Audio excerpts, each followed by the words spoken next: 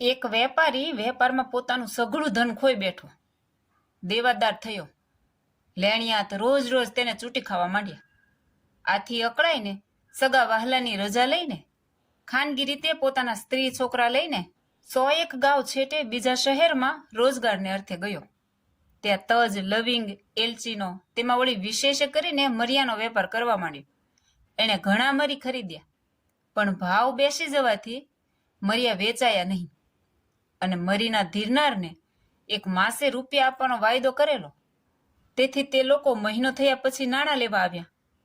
આણે 5, 10 અને 15 દિવસનો વાયદો કર્યો, પણ બીજો મહિનો ચાલ્યો ગયો. આથી તેઓ એને ઘેર લાંઘવા બેઠા. એવામાં મુંબઈનો વેપારી આવ્યો. તે તેના બધા મરીની ખરીદી કરીને રોકડા રૂપિયા આપી માલ મુંબઈ લઈ ગયો.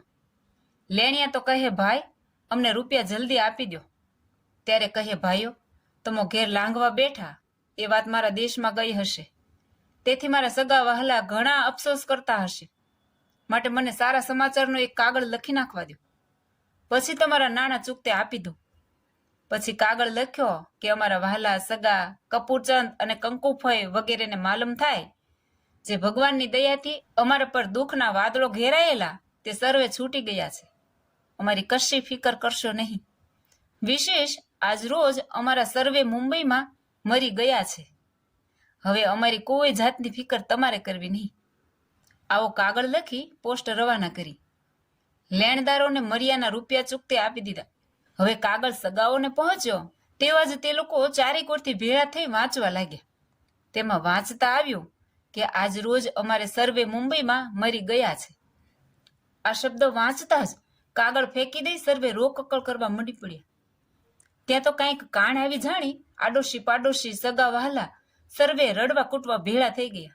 અને સૌએ પૂછ્યું કે એલા ભાઈ, કોની કાણ?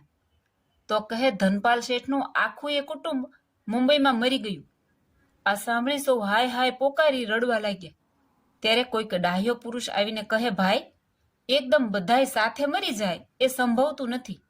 માટે તમે કાગળ લાવો અને વાંચવા દો.